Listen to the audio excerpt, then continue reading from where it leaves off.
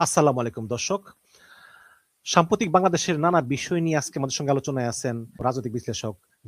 শরীফ ওসমান হাদির হত্যাকাণ্ড সম্পর্কে বিস্ফোরক মন্তব্য করে বসেছেন কলকাতার সদ্য বিদায়ী মুখ্যমন্ত্রী মমতা ব্যানার্জি। তিনি আজ সকালে একটি জনসভায় অংশগ্রহণ করে সেখানে এই মন্তব্য করেছেন এবং ওসমান হাদির হত্যাকাণ্ড সম্পর্কে কে জড়িত, কে তাকে ফোন করেছিল, এই কথাগুলো তিনি পরিষ্কার করে বলে দিয়েছেন। আর মমতা ব্যানার্জির এই বক্তব্যের পরে আমাদের বাংলাদেশের স্বরাষ্ট্রমন্ত্রীর আরেকটি বিষয়ে মন্তব্য, রাজনৈতিক বিশ্লেষকরা মনে করছে এই দুটি বিষয়ের যোগসূত্রতা আছে, একটির সাথে আরেকটি জড়িত আছে। চলুন আমরা দুটি বিষয়ে আস্তে আস্তে আলোচনা করি এবং গভীরে প্রবেশ করে বোঝার চেষ্টা করি কি হয়েছে। দীর্ঘদিন ধরে ওসমান হাদির যারা সমর্থক এদেশে, বিশেষ করে জুলাই গণঅভ্যুত্থানের পক্ষের যারা লড়াকু সৈনিক, তারা ওসমান হাদি নিহত হবার পরে অত্যন্ত জোর দিয়ে দাবি করে আসছে যে এই হত্যাকাণ্ডের সাথে ভারত জড়িত আছে।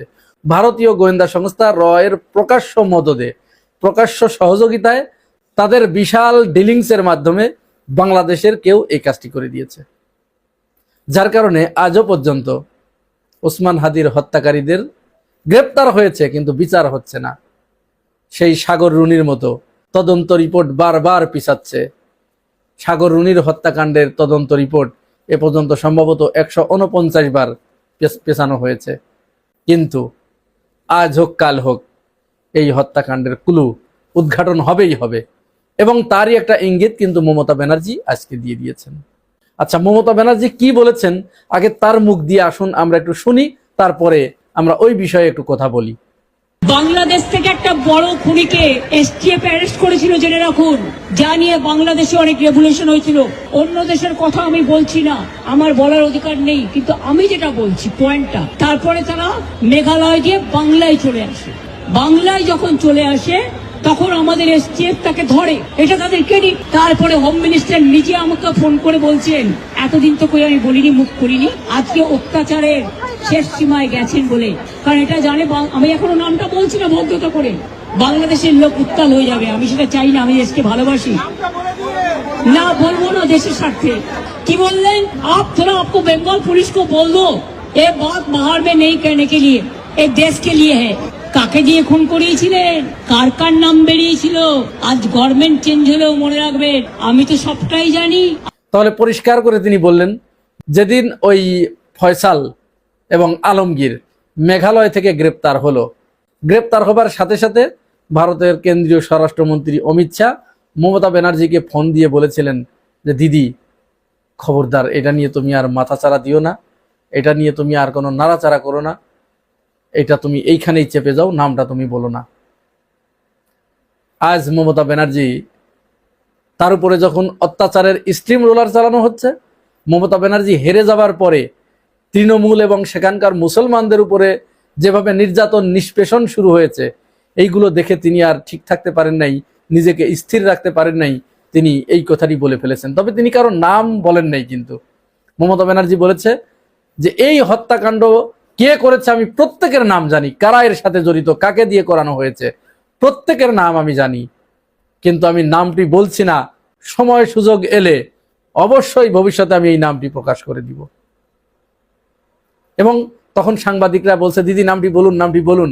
বলছে না, আমি যদি এই নামটি এখন উচ্চারণ করি তাহলে বাংলাদেশ উত্তাল হয়ে উঠবে, সুতরাং নামটি এখন বলছি না।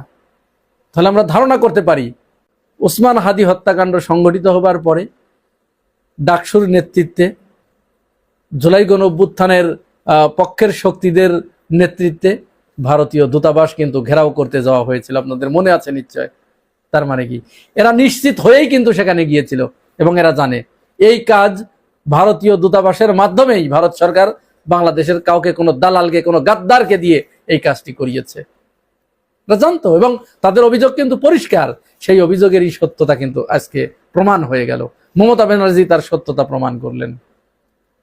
এখন মজার ব্যাপার একটা, মমতা ব্যানার্জি যখন এই বিস্ফোরক মন্তব্য ওপার থেকে করেছেন, ঠিক তার কিছুক্ষণ পরেই, অর্থাৎ আজ বিকেলে, মঙ্গলবার বিকেলে, আমাদের স্বরাষ্ট্রমন্ত্রী সালাউদ্দিন আহমেদ তিনি সচিবালয়ে কর্মকর্তাদের সাথে এক বৈঠকে সেখানে একটি বিস্ফোরক মন্তব্য করেছেন। তার এই বক্তব্যের ভিতরে পুরো ভারতকে তুষ্ট করার, রাজি করার, খুশি করার একটা ইঙ্গিত আমরা পেয়েছি। আসুন আগে সালাউদ্দিন আহমেদের বক্তব্যটা একটু শুনি।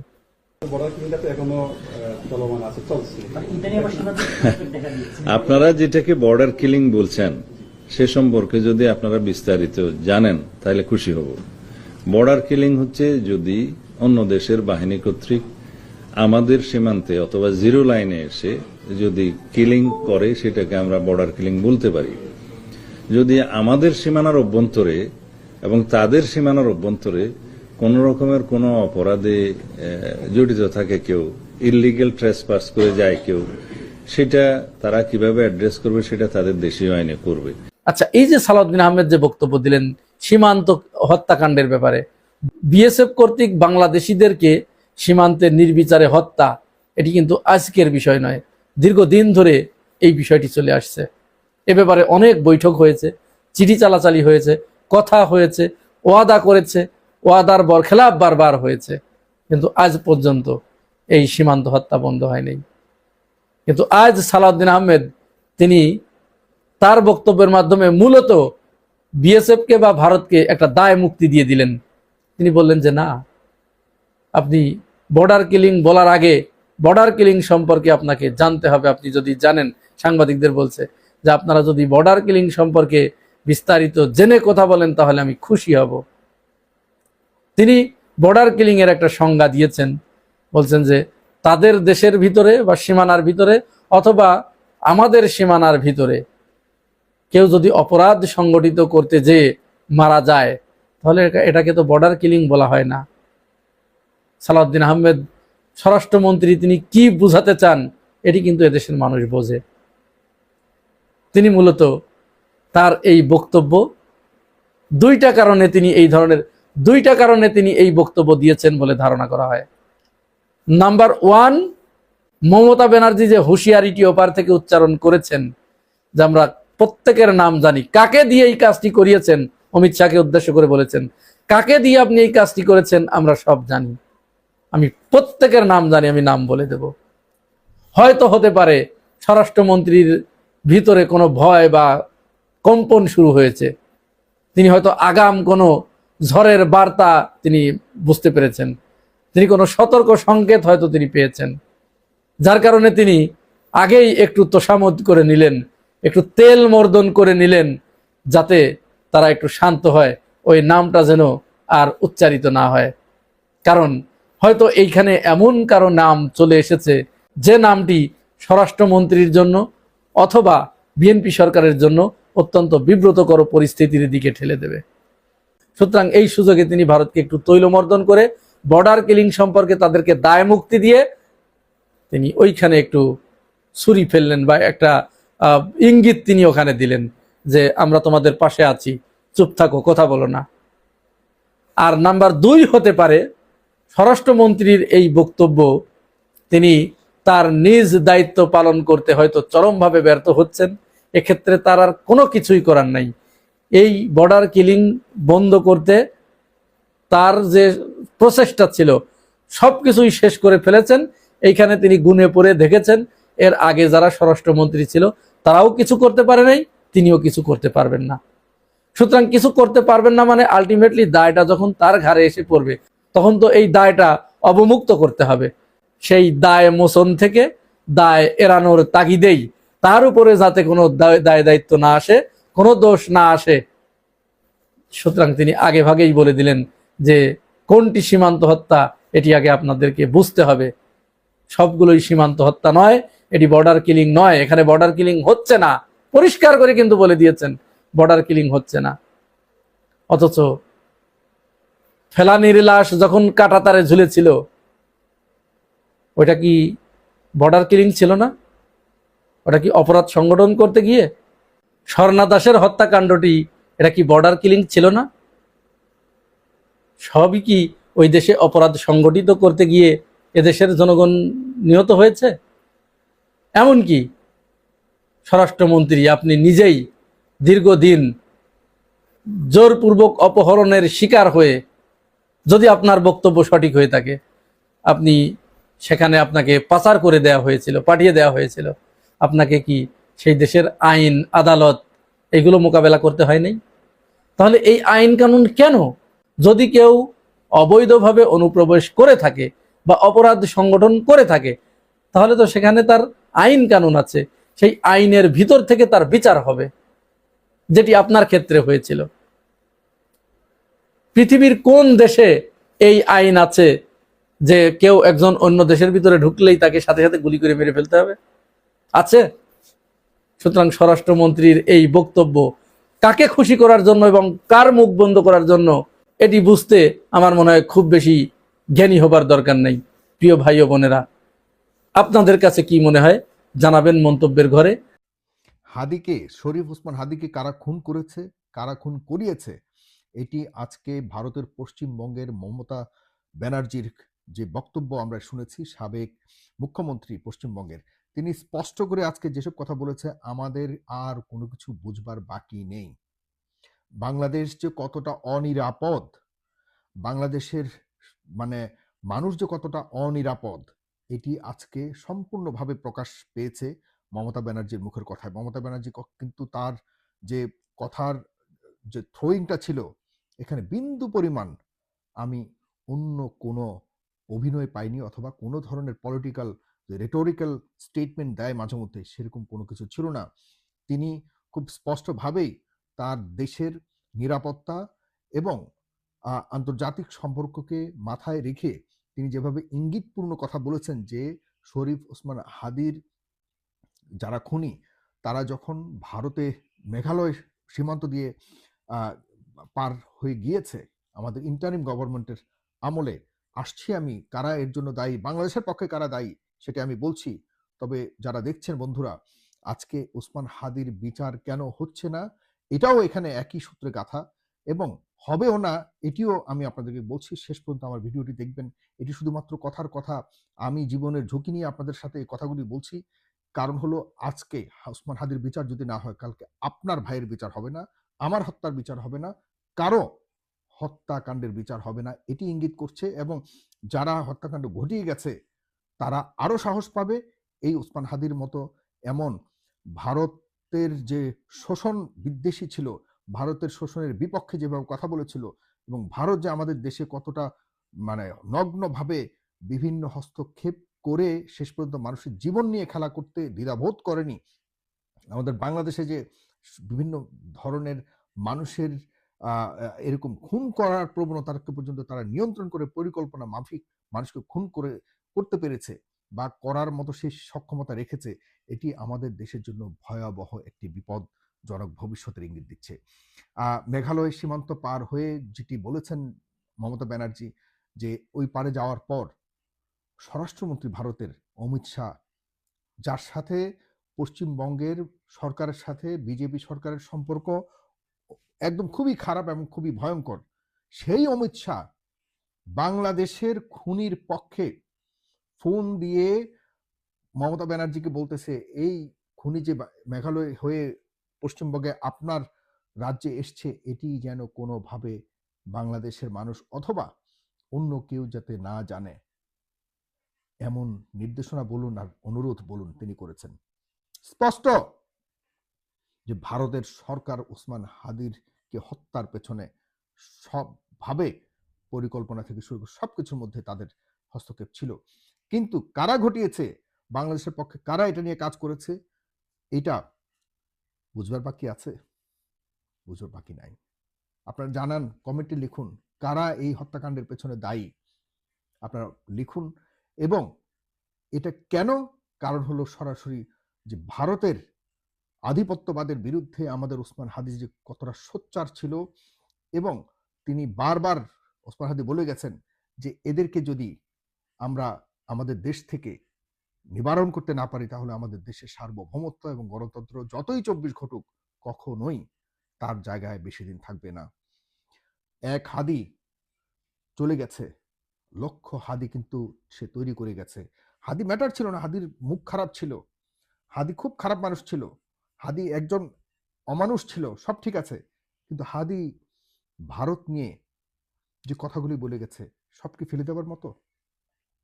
হাদি কি নিজে কোনো রাজনৈতিক দলের কাছে বিক্রি গেছে?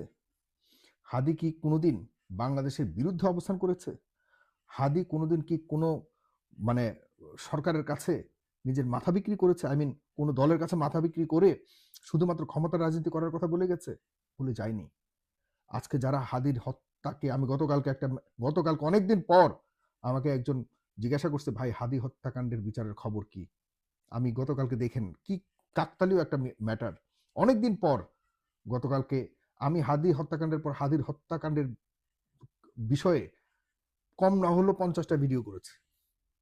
আপনারা আমাকে কারা ফলো করছেন আমি জানি না, আপনারা দেখেছেন কিনা জানি না। আর অনেকদিন পর যখন অভিমান নিয়ে আর কথা বলা ছেড়ে দিয়েছিলাম, পরে অনেকদিন পর গতকালকে আমি একটা স্ট্যাটাস দিয়েছি যে হাদি হত্যাকাণ্ডের বিষয়টা কোথায় আছে আমি তো নিজে জানি না, আপনারা কেউ জানলে জানেন। সেখানে ওই স্ট্যাটাসের মধ্যে হাহা রিয়েক্ট এসছে অনেক। চিন্তা করছেন মানে এটাই কি তার অপরাধ? সে সার্বভৌমত্বের পক্ষে কথা বলেছে। আর আওয়ামী লীগ যারা হাহা রিয়েক্ট দিয়েছেন, এই বাংলাদেশ কি আপনাদের না? এই সার্বভৌমত্ব কি আপনারা ওন করেন না? আপনাদের প্রতি আপনারা সেই যে বলছেন আপনাদের প্রতি অবিচার করা হচ্ছে, এই অবিচারের কারণগুলি কি কখনো রিয়ালাইজ করছেন এখনো পর্যন্ত? আজকে আপনার গায়ে আমি জানি না কতটুকু আঁচড় পড়েছে, আপনারা সবাই কিন্তু নিজ থেকেই অনেকে পলাতক রয়েছেন। আপনাদের গায়ে যখন হাদির মতো এরকম আপনার পরিবারের কারো উপরে এমন হত্যাকাণ্ড হবে, আপনি কিভাবে এটাকে নেবেন? তখন কি আপনি এভাবে আপনার পরিবারের কারো হত্যাকাণ্ডের খবরের উপরে যদি মানুষ হাহা রিয়েক্ট করে, আপনার কেমন লাগবে? আমি জানি না। আজকে হাদিকে হত্যাকাণ্ডের মাধ্যমে আমি যেহেতু মমতা ব্যানার্জি স্পষ্ট করে বলেছে যে কারো যদি নাম বলি তাহলে বাংলাদেশে পুরা মানে অনেক বড় ধরনের বিস্ফোরণ ঘটে যাবে। এ কথার মানে কি? মমতা ব্যানার্জিকে বলতে চাই, মমতা ব্যানার্জি আপনার প্রতি আমাদের বাংলাদেশের মানুষের যথেষ্ট ভালোবাসা রয়েছে, অনেক ভালোবাসা আছে।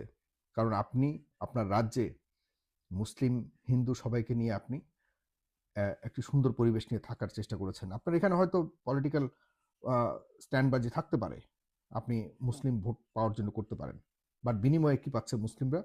সেখানে কিছুটা হলেও এখন বর্তমানের তুলনায় আপনার সময় ভালো ছিল, থাকার সম্ভাবনা আছে বলেই বাংলাদেশের মুসলিমরা হয়তো ভোট দিতে পারে না, কিন্তু মনস্তাত্ত্বিকভাবে আপনাকে সবসময় সমর্থন দিয়ে যাওয়ার চেষ্টা করেছে। আপনার সময় আপনি বাংলাদেশ থেকে যাওয়া কোনো খুনিকে সেরকমভাবে লালন পালন করেননি। কিন্তু আপনি যে কথা বলতে চেয়েছেন, আমরা চাই আপনি আরেকটু স্পষ্ট করে বলুন, ঝেড়ে কাশুন। আপনার কাছ থেকে আমরা চাই বাংলাদেশের এই ঐতিহাসিক একদম দেশ কাঁপানো হত্যাকাণ্ডের পেছনে কাদের হাত ছিল আপনি স্পষ্ট করুন। আরও স্পষ্ট, অলরেডি স্পষ্ট করে দিয়েছেন। এরপরেও যদি আমরা না বুঝি, আর বাংলাদেশ সরকারকে বলবো, বর্তমান জনাব তারেক রহমান আপনার প্রধানমন্ত্রী, আপনি ভারতের সাথে কোনো কিছুতে ছাড় দিচ্ছেন বলে আপাত দৃষ্টিতে মনে হচ্ছে না। ভারত আমাদের শত্রু না, আমি বারবার বলছি ভারত আমাদের শত্রু নয়, কিন্তু ভারতের কোনো অধিকার নাই আমাদের বাংলাদেশের আভ্যন্তরীণ বিষয়ে নাক গলিয়ে আমাদের দেশে গণতন্ত্রকে তাদের হস্তগত করে আমাদের সার্বভৌমত্বকে প্রশ্নবিদ্ধ করা, আমাদের রাজনীতিকে নিয়ন্ত্রণ করা কোনো অধিকার কোনোভাবেই নেই। সাবধান। আমরা ঘুরতে যাব, তোমাদের ওখানে গিয়ে আমরা টাকা খরচ করব, আমরা যাই না, আমি আমেরিকা কানাডা থেকে সারা বিশ্বে ঘুরি, আমরা আমাদের পকেটে পয়সা আছে, আমরা পয়সা দিয়ে ঘুরতে যাই। তোমাদের এখন 2 পয়সা খরচ করলে সেটা ট্যাক্স দিয়ে তোমাদের সরকার চলে, তোমরা ভালো থাকো ওই দেশের মানুষ। আমরা একই পুরো ভারতের আমরাও অংশীদার ছিলাম, আমরাও ইস্ট ইন্ডিয়ার অংশীদার ছিলাম, আমরাও ব্রিটিশ কলোনাইজেশনের অধীনে ছিলাম। এরপর আমরা তোমাদের ওই ভূখণ্ডকে ছেড়ে আমরা আলাদাভাবে এসছি, ওই অঞ্চল আমাদেরও। সুতরাং খুব সাবধানে কথা বলতে হবে। আমাদের দেশের আভ্যন্তরীণ কোনো বিষয়ে হস্তক্ষেপ করার চেষ্টা করলে এটির ফলাফল কোনোভাবে ভালো হবে না, কোনোভাবেই না। আমি আজকে সরকারের কাছে অনুরোধ রাখতে চাই, জনাব তারেক রহমানের সরকারকে বলবো, হাদির হত্যাকাণ্ডের বিচার নিয়ে আপনারা খোলাসা করুন। এটি ভয়ঙ্কর একটি বার্তা ইঙ্গিত দিয়েছেন মমতা ব্যানার্জি। এটি সূত্র ধরে খুব দ্রুততম সময়ের মধ্যে যদি আপনার বিচার ব্যবস্থাকে সামনে নিয়ে আন্তর্জাতিক আদালতের প্রয়োজনে যেতে হবে, যদি এটির মধ্যে মমতা ব্যানার্জির ইঙ্গিতপূর্ণ কথার যদি বাস্তবতা থাকে, আন্তর্জাতিক আদালতে যেতে হবে। আপনারা জানেন যে কানাডাতে এরকম শিখ সম্প্রদায়ের একজনকে হত্যাকাণ্ড ঘটিয়ে ভারতের এই কাণ্ডটি ঘটিয়েছে। পরবর্তী দেখেছে এত চমৎকার সম্পর্ক থাকা সত্ত্বেও কানাডার সাথে এত চমৎকার সম্পর্ক ছিল ভারতের সাথে, কানাডার সাথে, সেই সম্পর্ক একদম মুহূর্তের মধ্যে কানাডা পুরোপুরি বাদ দিয়ে দিয়েছে এবং ভয়ঙ্করভাবে সেটার প্রোটেস্ট করেছে। আর আমাদের দেশে এই ধরনের এই ঘটনা যে করেছে এটির অনেকটাই প্রমাণিত হয়ে গেছে এবং এর বিরুদ্ধে কি ব্যবস্থা নেবে আমাদের সরকার আমরা দেখতে চাই। এবং সর্বশেষে আমি একটা কথা বলেই এই ভিডিওটি রাখছি, সেটি হলো যে ইন্টারিম গভর্নমেন্ট এই পুরো দায়িত্ব নিতে হবে। ডক্টর মোহাম্মদ ইউনূসের সরকার জানতো যে আসলে এটা ভারত ঘটিয়েছে বলেই তারা তৎকালীন সময়ে কোনো ধরনের ক্লু বের করেনি। তারা মনে করেছে এই ঝামেলা নিয়ে লাভ কি, এই ঝামেলা যারা সামলাবে তারা সামলাবে, আমরা কোনো রকম এটা থেকে পার পেয়ে গেলেই হলো, আমরা কোনো রকম দায়িত্ব ছেড়ে দিলেই হলো। যারা এর পেছনে দায়ী আছেন, যারা নিজেদের দায়িত্বকে অবহেলা করেছেন, তৎকালীন সময় এটিকে প্রকাশ করতে পারেননি, যত তথ্যকে জনগণের সামনে তুলে ধরতে পারেননি, তাদের বিচার করতে হবে। এই আসিফ নজরুলের বিচার যদি না করেন, তাহলে হাদি হত্যার বিচার যদি না হওয়ার কারণ খুঁজেন, এর মধ্যে ৮০% কারণ হলো এই ভদ্রলোকের। এই লোক এই ধরনের কুটচাল করে করে আমাদের ইন্টারিম সরকারকে ব্যর্থ করেছে। এখন এই ঘটনাটা হাদি হত্যার বিচারটাকেও সে করতে দিয়েছে বলে আমার মনে হয় না। এবং এর বিনিময়ে জনাব খলিলুর রহমান, আপনি কিছু করেছেন কিনা, আপনি কোনো সুবিধা নিয়েছেন কিনা, আপনার সম্পৃক্ততা আছে কিনা, এটাও কিন্তু এখন প্রশ্নের বিষয় হয়ে দাঁড়িয়েছে সামনে। আমার কথাগুলি যদি কারো খারাপ লাগে, লাগুক, বাট আমি মনে করি যে ওসমান হাদির বিচার যদি না হয়, ধরে নিতে হবে ভারতীয় আধিপত্যবাদ এখনো সে আগের মতোই বাংলাদেশে রয়ে গেছে। আর যদি তাই হয়, তাহলে শেখ হাসিনার অন্যায় কোথায় ছিল, এই প্রশ্ন রেখে আমি শেষ করছি। ভালো থাকবেন সবাই, সালাম।